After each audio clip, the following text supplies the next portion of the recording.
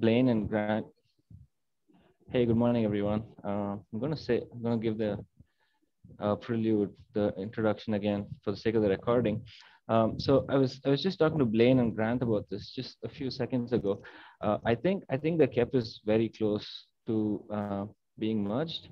With the last round of reviews, there really wasn't any new comments. It was it was just a one note saying, please address the ones that we haven't yet. So after last week's meeting, I updated the KEP based on everything we talked about, and I think we left the discussion kind of halfway last week. So I just want to continue that.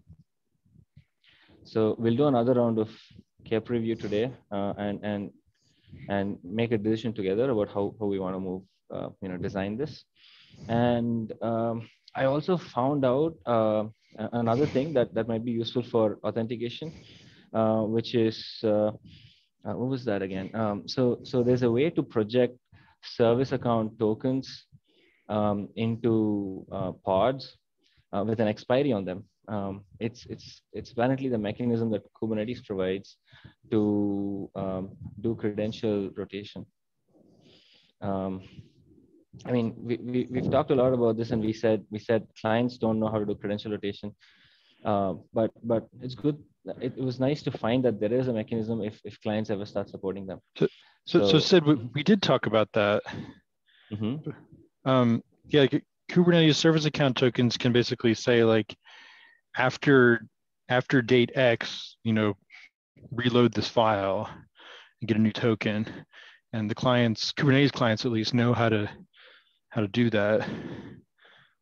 It's basically just a note on the token that says this token will self-destruct on, May 18th or whatever. Mm-hmm. And then the client knows that on May 18th, it's got to go reload it.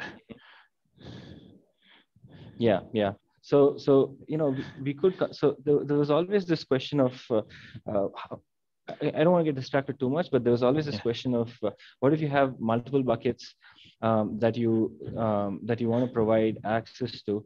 Currently, the current mechanism just says map all of the service accounts map all of the cloud accounts for these buckets into the same Kubernetes service account, and then just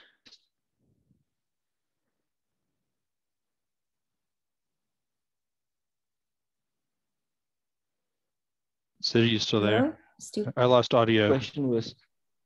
Oh, you were gone for like 10 or 15 seconds.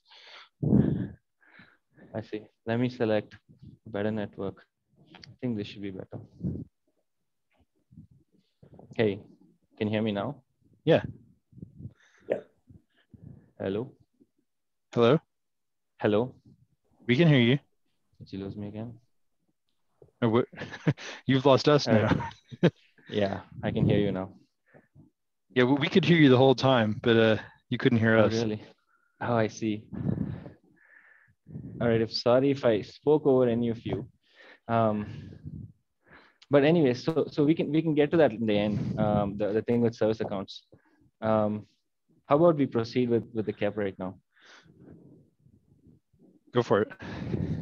All right. So there's been this question of why don't we create type structures for protocols, and we responded last week saying we can't do it at the protocol level because every vendor needs some vendor specific things. So there is a need for a parameters map or an opaque map, and Michelle came up with another suggestion saying basically just also put the kind, and that way you can make it a typed object. You can refer to a typed object. We've thought about this before.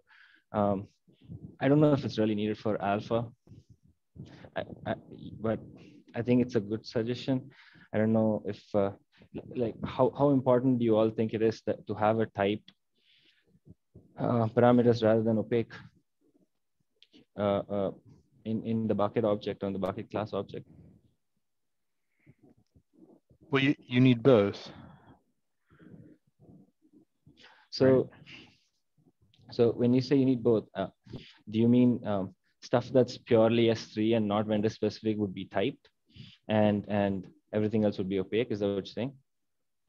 What I mean is that they serve different purposes, right? On the opaque parameters are for vendors to make proprietary features and expose them through a mechanism that an admin, and it requires the admin to sort of create the bucket class with the opaque parameter, because end users presumably don't know, what the details of the storage device is. But then for ones where, people do know and do care and can be done in a way that's common across multiple implementations, those become typed parameters on the bucket class. I mean, not parameters, but typed fields on the bucket Right. class. And you can have an arbitrary number of those, and they can increase over time. And so the idea is, for the proprietary ones, you need opaque. And for the ones that are common to all, you use typed. And initially, the list of both is very small, but they grow over time. Mm-hmm. That's a good way to put it. Yeah. So I guess we don't really need this then. We don't need whatever I'm showing on the screen, a reference to a typed CRD.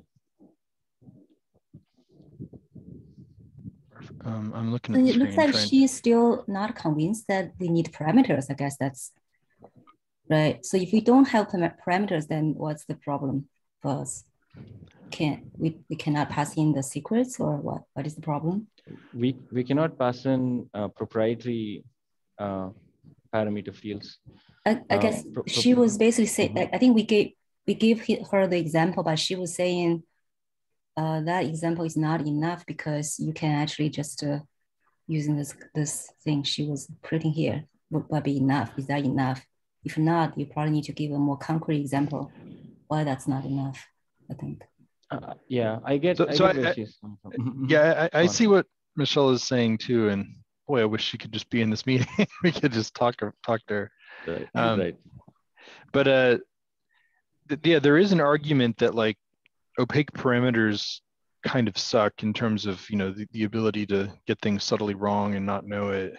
And so if like a vendor wants to provide a vendor specific typed object, like imagine for the NetApp cozy driver, we make like a NetApp bucket class object and refer to it from here, and it has all of the ordinary Kubernetes type checking and validation, and then somehow that object gets encoded in a way that can be passed through in an opaque way.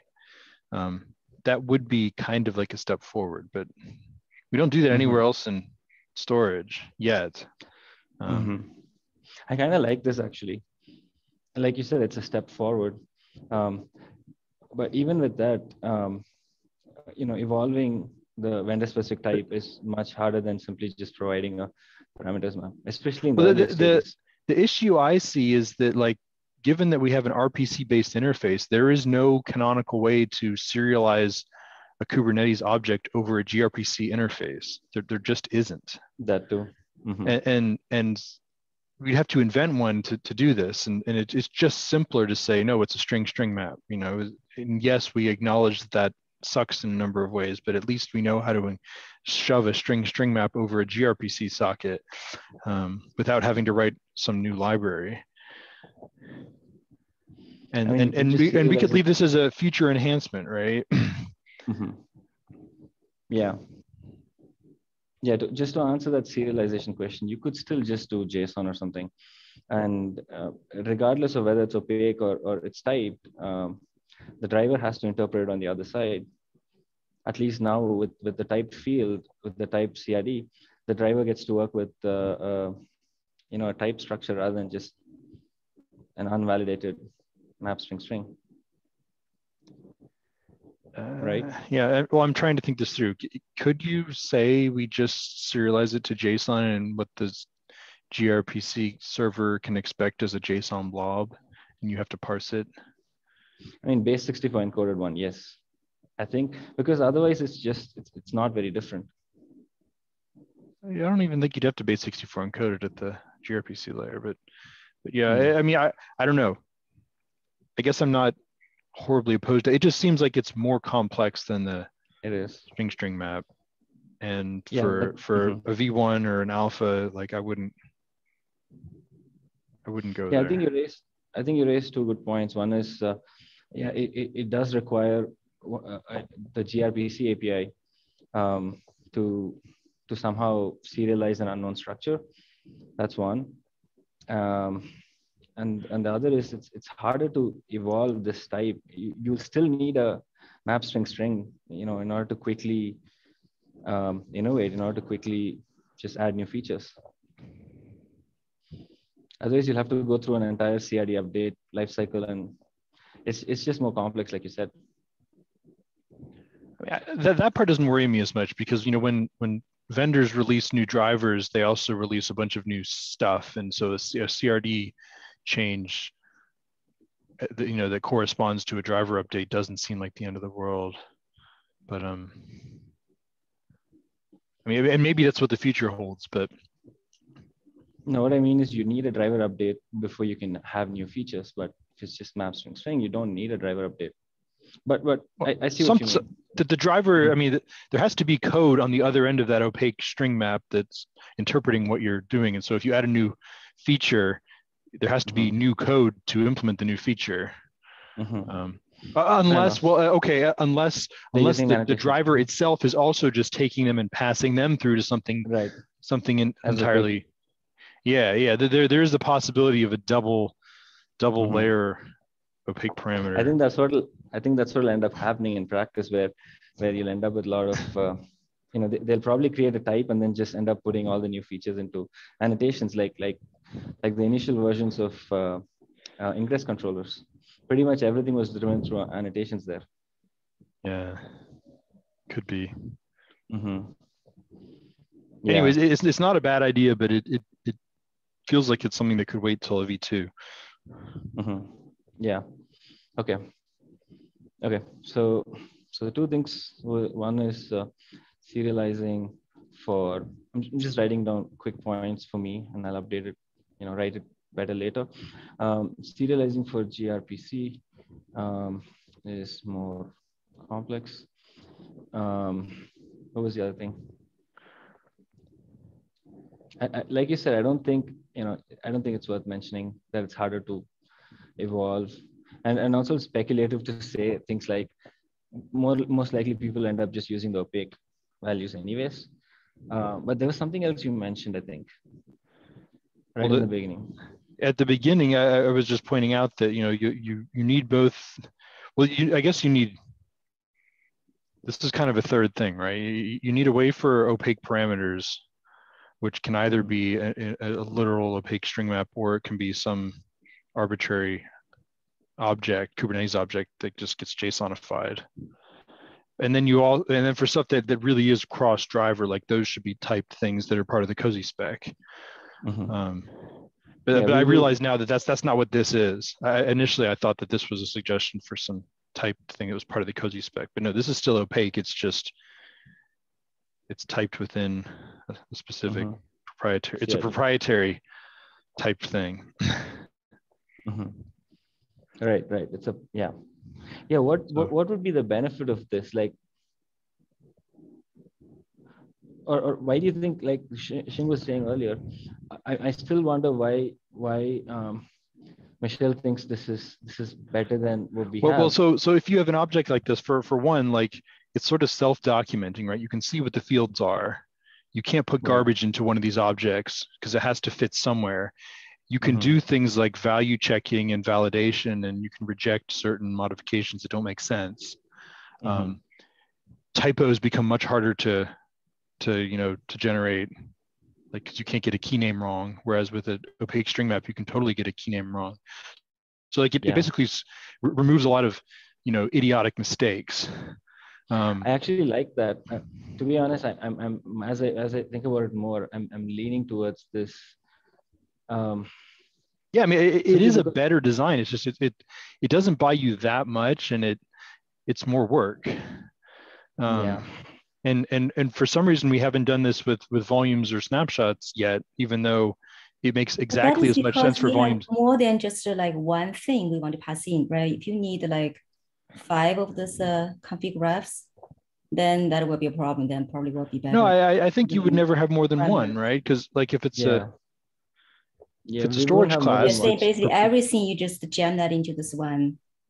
Well, I'm saying like for like NetApp's CSI driver, we would have like a NetApp, storage class object that you could refer to from all of your storage classes that were meant to be handled by Trident. Basically, like every driver will have to define their own CRDs.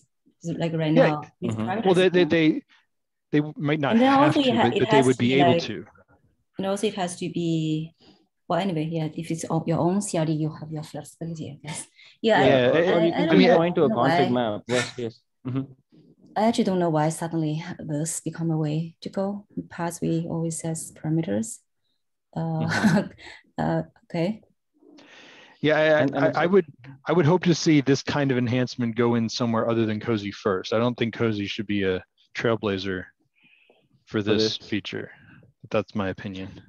Yeah, I don't think it'll even gain that much attention by doing it, because its focus is elsewhere. Did she say why this is better? Did she just say why not this? But did she say why it is better than? Let's see. I think the thread started off wondering why do we even so I think people are trying to move away from just opaque map strings. So maybe that's a new development. We were not given that feedback before. Okay, which provided defining typed addition. Okay. Yeah, the discussion is basically just I still don't know why that's what is the problem. What I have not heard like particular complaints about since we are using that for volume and snapshots. I haven't heard any particular concerns. Like if I'm right, like this is new. Maybe it's going on in API reviews, but we are not really aware of that until now. So yeah, I think we can verify with Michelle why we can ask why the current like Ben is saying. I think the benefit that this provides is not that much. It's not orders of magnitude higher. It's marginally better. The main benefit I see is for the admin. They won't make any silly mistakes while creating the file, while creating the config objects. But this doesn't prevent it entirely either, because I can see people simply just pointing this to a config map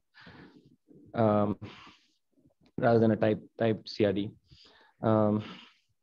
It increases the bar to get like a basic Cozy driver up and running. Right. We want to make it easy for vendors to just write a Cozy driver that works and get off the ground. Maybe just to ping her and to understand why suddenly that's because we are just trying to do what PV.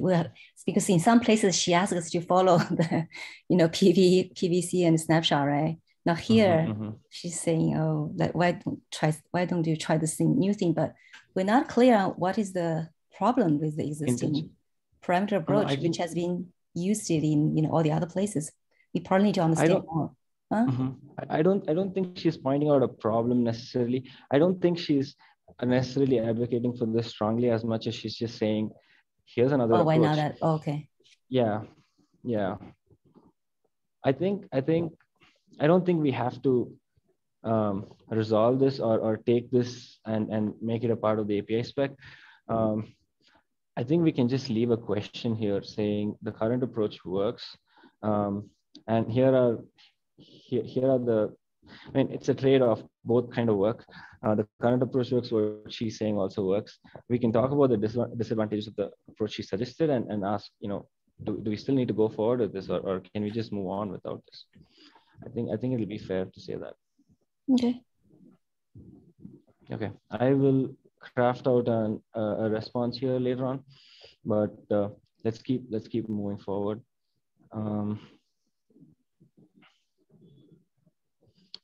I think last week we were having a discussion about protocol field. This needs to be updated. Okay. We were having a discussion about the protocol field and why. I think Michelle was suggesting that the protocol field,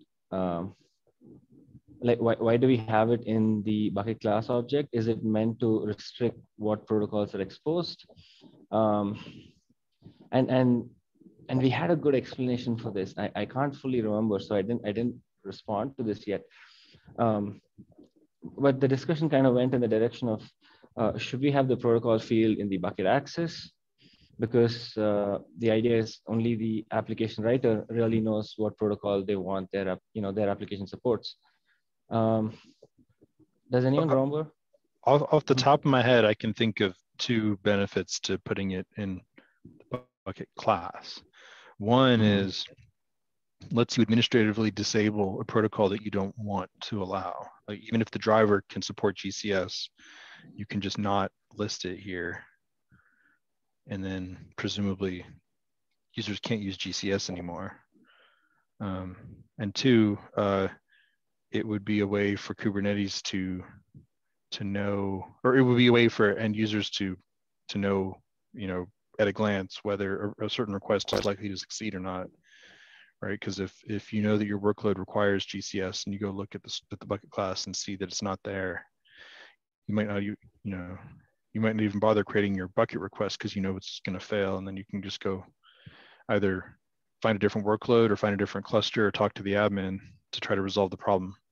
So it gives you earlier feedback on supported protocols.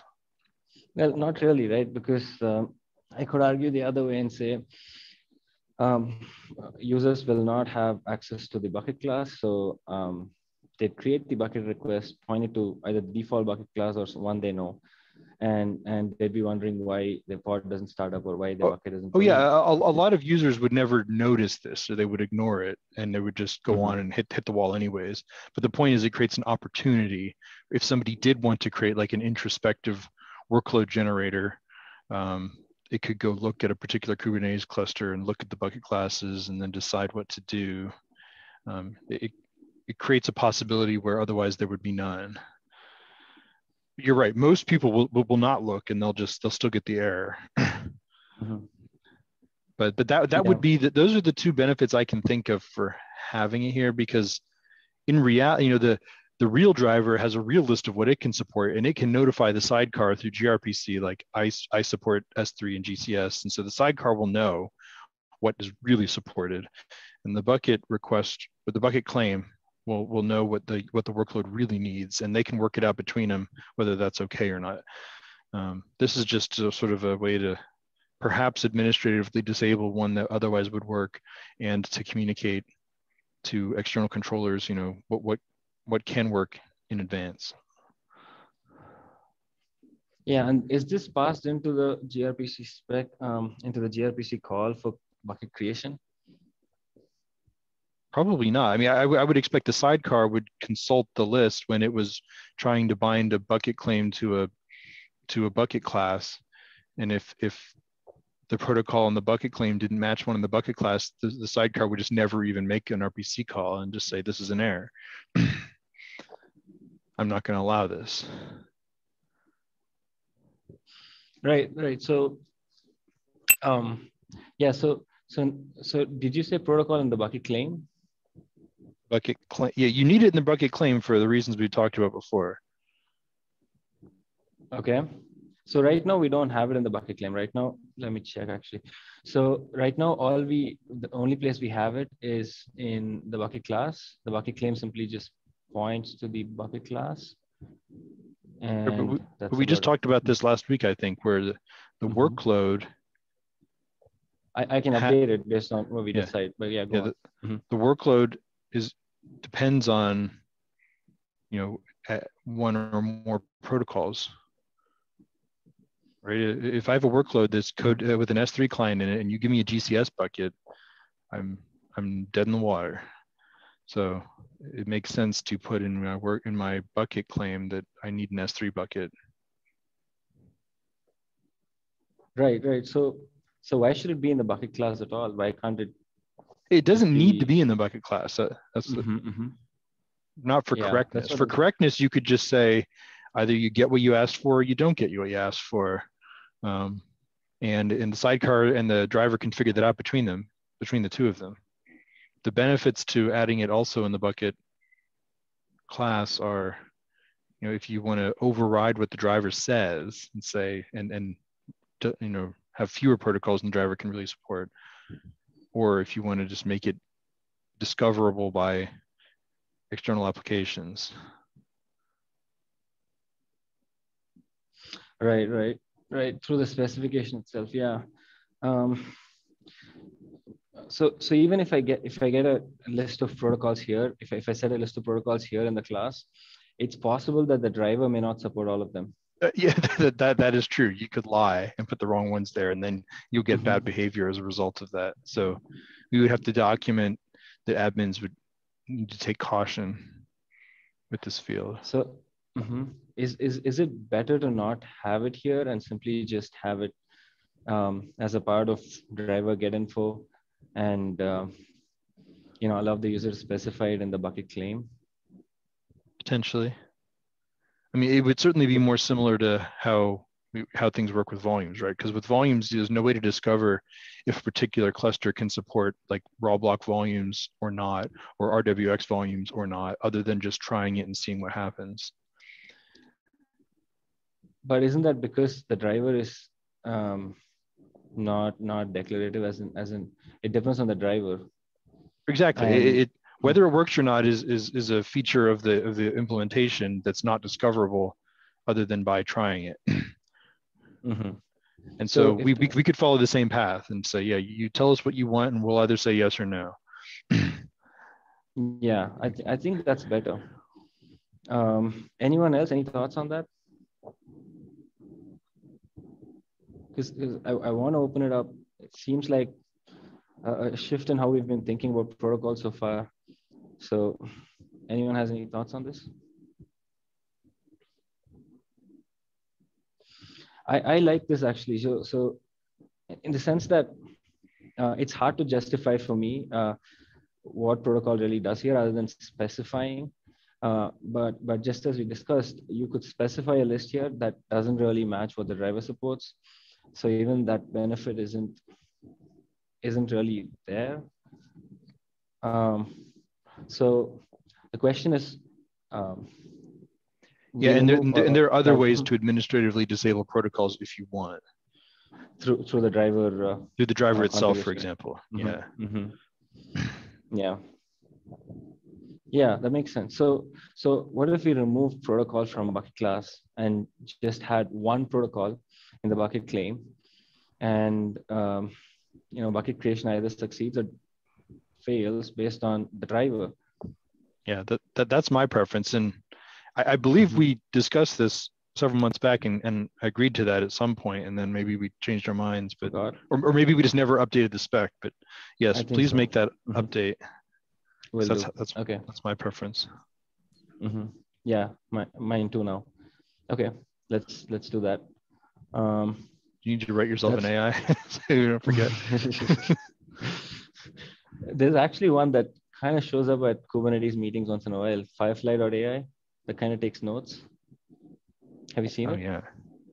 Yeah. There's that's a go on. I don't know how you make it join your meeting, but that's a cool feature.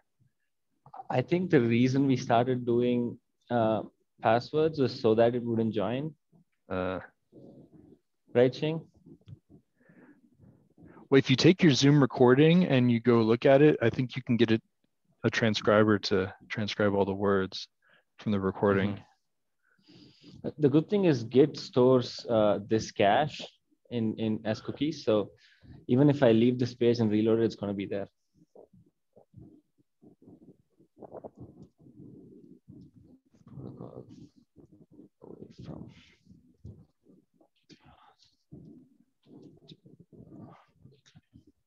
Yeah, I'll just make a note here and I'll update it based on that note. I don't think this is good enough as a response, but it's good enough for me to follow up later. All right, so here's another question that Michelle had. Resource accounting bucket access class. Okay, so bucket access class. Her question is, um, should we have driver name in the bucket access class? I think not. I think the reason she's saying is, one is discoverability, because it's, you'll know what driver this is going to end up talking to, but you don't want there to be a misconfiguration, right, between what the bucket itself was provisioned with and the driver with which you're asking for credentials. Would it be beneficial to like add the supported drivers as a status item on the BAC? How would you compute that? Mm-hmm. In a declarative way, because it's going to be dynamic otherwise, right? Well, I guess I haven't thought this through completely. The problem I see is if you have make sense of this in the sense of what we were just talking about before, where the driver advertises via its sidecars what protocols it supports. I don't know if that then could make its way to a status on the BAC to give users the benefit of discovering what's available to them, while at the same time making the system not prone to misconfiguration. I mean, there's still a race condition with that, but it would help if the user could know, user knew what supported drivers were there. Okay, so what is the problem of so because like for story class and snapshot class, there's a driver name. So, but you don't have the name here. Is it special? Is it different? You think that this does not need to have a driver? I think Michelle is arguing for adding the name, and I think. Right. So why don't have the name? Because if we're following the tradition for this for the class, it normally has a name. It's not just a tradition. It's that you need to say which driver that class is for, because imagine a cluster with two different cozy drivers running, and you have two different bucket classes, and you have multiple bucket access classes. The way that you specify read-only for one bucket class could be entirely different than the way you specify read-only for a different bucket class. And so you need two different bucket access classes to be read-only for the two different types of buckets that you can create. And nobody knows that other than the admin. Well, but there is another problem. Can you move up to the line where the question is asked?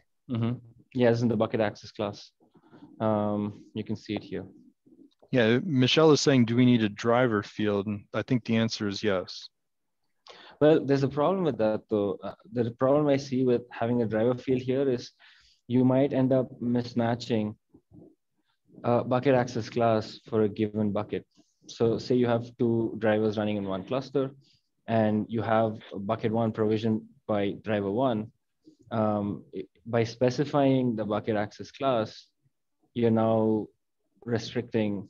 If you specify the wrong driver name in the bucket access class, then you're trying to gain access to a bucket that was provisioned by a different driver.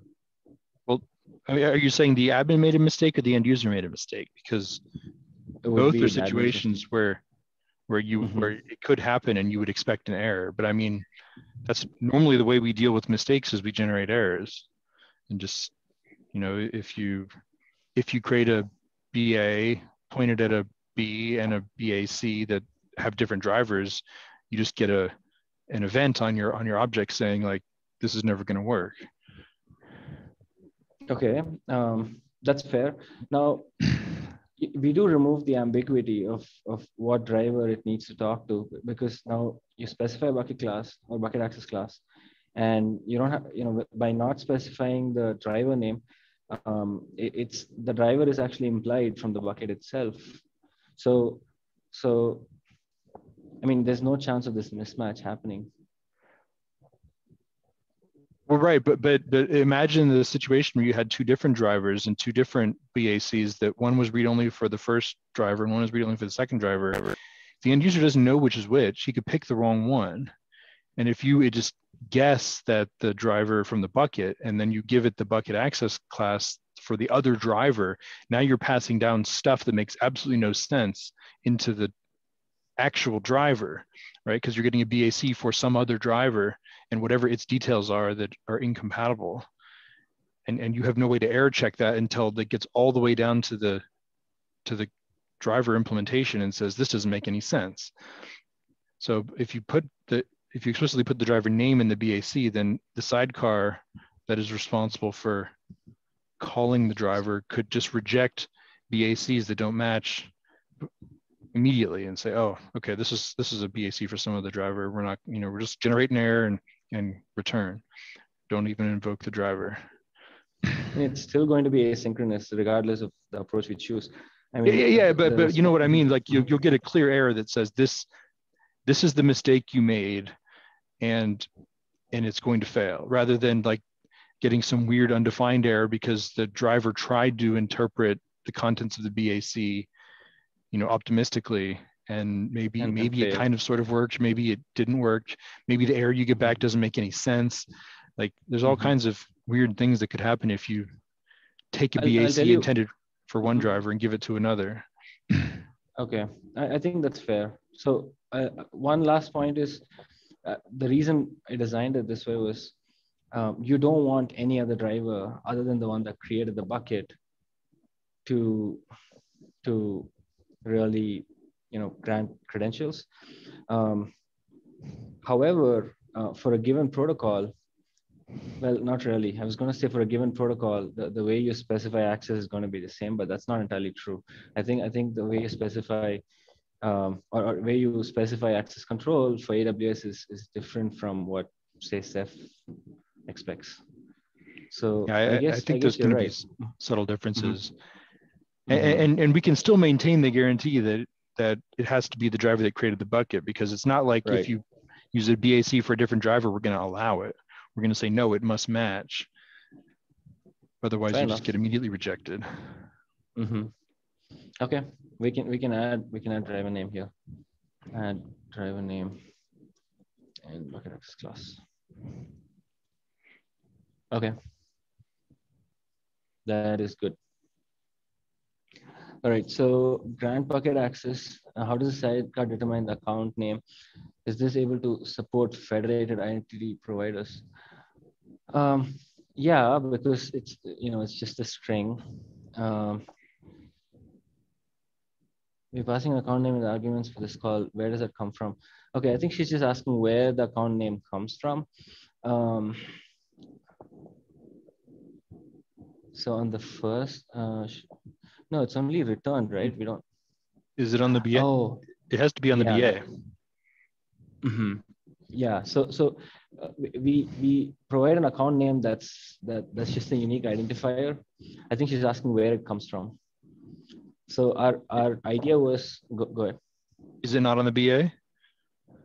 No, it's from the BA. Yes, it's from the BAR. So not where does it come from, but the first time when you're calling grant access, so you don't have an account number that's returned by the driver yet. But the reason we decided to have an account name that gets passed in is for idempotency. Because if you don't have this, two calls to the same grant access will end up providing two different credentials.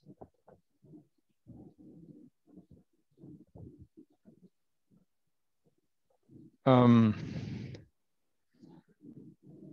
yeah, you need an idempotency key, but I don't know if I didn't think that's what the account name was. I thought the account name was specifically for the IAM-based authentication, where you were meant to grant access to a specific cloud account rather than like generating an S3 an S3 secret.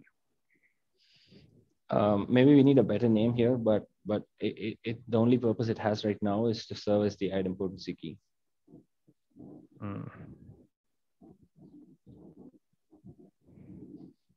Yeah, maybe a better name here would clear things up. But the need for this is pretty clear, right? For idempotency, couldn't you just use the UUID of the BA?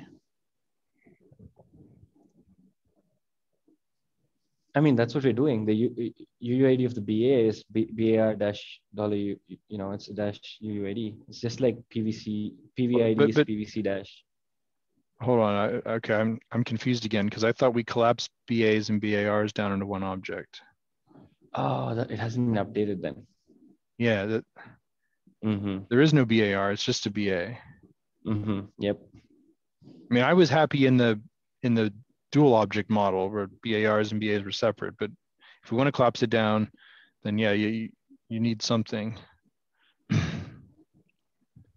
Right, and the UID of the BA is good. Okay, but the account name is still necessary for IAM style authentication. It's just not. It's just it will be ignored for key. No, even in case of IAM, it's not necessary, because in case of IAM, the account is created. It's a new service. It's a new cloud account that's created for each request. This is just an idempotency key. But then how does the pod authenticate? The pod simply uses the pod simply specifies the service account name, and the service account is mapped to a particular cloud account. The Kubernetes service account is mapped to a cloud account. Right, so don't you need to know that account before at the time you're granting access? And no, you just need. Not really. You just need some account that grants access to a particular service account to access the bucket. Right. I guess I want to see that in action. Yeah. So I'm not an expert on how all this cloud stuff works. So it just internally on the cloud backend it maps a particular Kubernetes service account to a cloud user, a cloud account. And all you're doing with that account name is passing in an idempotency key so that multiple requests do not end up creating new credentials. So let's see. So you create a Google service account. So this is different from a Kubernetes service account, and add IAM policy binding that binds the Google service account, GSA's Google service account, to the Kubernetes service account. So the driver would do the same thing. All the driver would need is what kind of access it needs to provide, and the name of the service account. That's all it needs. So the driver would go create a Google service account, grant it the privileges that was requested, and then associate that with this. Associate that Google service account with the Kubernetes service account. Okay, I mean, I'm willing to buy this. Yeah, I don't need to argue. I just want to see it work, I guess. That's always been my objection, is I don't understand how this stuff works. Okay. I was just trying to explain, but it needs a longer explanation. It needs more time. But for now, all this account name does is it acts as an idempotency key. That's all. And I think that's all we should say. Why I would give it a different name if that is its real purpose. I mean, that's all it is right now. There was a time when we said the BA needs to have the actual service account name in it so that you can grant access to the right thing, because that's what I thought was necessary. I'm willing to buy that wasn't necessary, but that's why I thought we added it. The service account name is still in the BA. Just to be clear, this is the gRPC call for creating the bucket. Sorry, granting access to the bucket. What am I saying?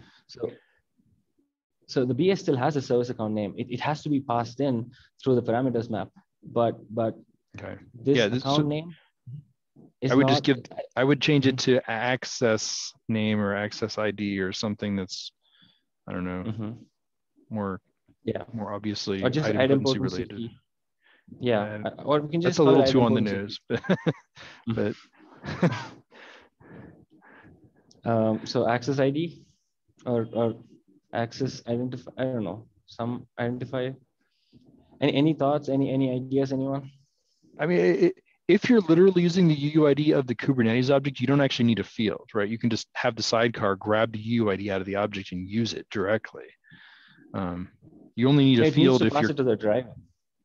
Yeah. But it's available in the Kubernetes object as part of the metadata, right? Metadata.uuid is there, so you don't need to duplicate it in another field. And in fact, I don't know how you would. No, the driver wouldn't know that, right? The driver wouldn't know that, so it has to be passed in through a field. Or do you mean just pass it as the sidecar will get the Kubernetes object and pass it down to the driver, and so we don't need a field here. Oh, so you're saying the sidecar passes down the entire object? No, the sidecar just looks at the Kubernetes object and passes down the necessary fields to the driver, including the UUID of the bucket access object as the idempotency key. And that just becomes an implementation detail that's not visible at the Kubernetes layer. Oh, we can just call it bucket access ID. No, you just delete the field and we just say for idempotency, we use the UUID of the object itself. And you're done. No, the driver needs to know this ID. Otherwise, the sidecar can't do idempotency, right? Because the sidecar doesn't maintain any state. Well, there's status on this object, isn't there? Well, I'm sorry. Are we looking at the gRPC? Is that why I'm so confused? Yeah, we're looking at gRPC. Yes. Okay. Yes. I'm sorry. For the gRPC, yes, we need a field that the sidecar can populate, and it access ID is probably the right field name. I think we can just call it bucket access ID. Bucket access ID, either one. Yeah, because then there's no ambiguity. You know exactly what needs to be filled in. There's no question of where you get that ID from, and we can write in the doc saying that bucket access ID can be used for idempotency by the driver if it wants to prevent multiple access keys to be created for the same request.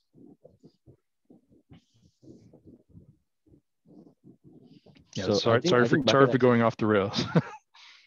No, totally fine. It's important that everyone's on the same page. So should we also consider other important features like coder restrictions? If you want to tackle this as a parallel problem, we could add as a related features section. Yeah, sure.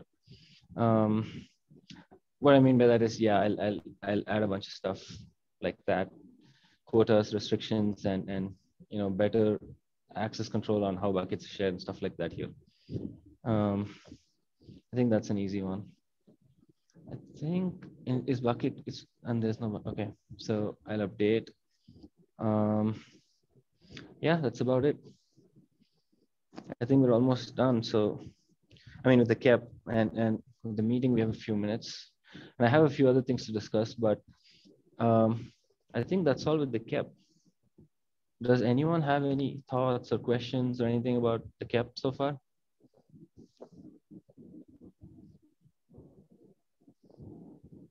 Sweet. Okay. All right. So I'm just going to assume silence means no questions and everything's okay. So Sid, I do want to recommend that if Michelle chronically can't attend this meeting, and if we need to have her present for one of these review meetings, we really should consider like a one-off scheduled meeting between this team and Michelle to go over any details that require real-time discussion. I think that's a good idea.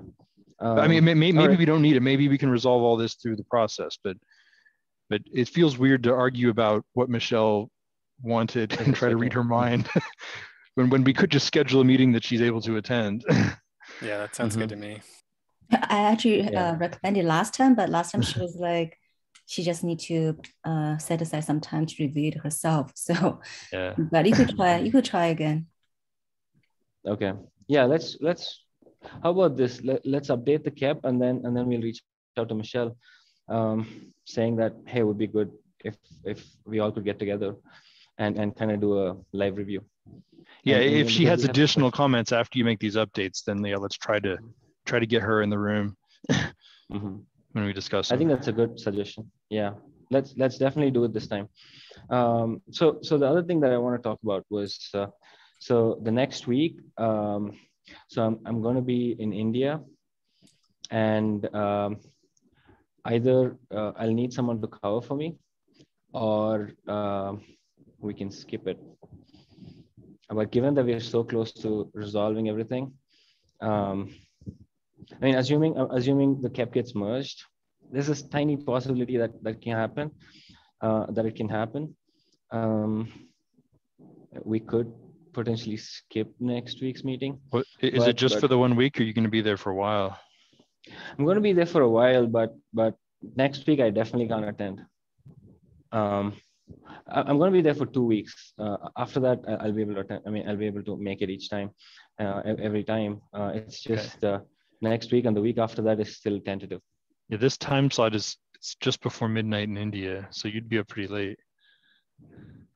I think I can make that work, but next week I'm going to be busy. Yeah. So yeah. I wouldn't be able to. I'm okay to skip a week or pick Mm-hmm. a different time that's more India friendly. I think given my next week's schedule, I would prefer to skip it, unless someone wants to, take over for the week. I think it's better for you to continue drive with us. Otherwise, it won't be productive if you're not in the meeting. So let's skip it. Fair enough. Okay. Yeah. You can also still, communicate through Slack, right? If if you want to check on something. Yeah. Definitely, yes. I'll anyways be doing that. This was just about the meeting.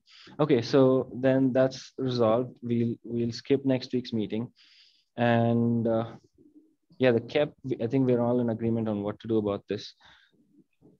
Okay. All right. So. And I was going to say, have a safe trip, man. I understand that flights to India are relatively challenging with certain airspaces being closed.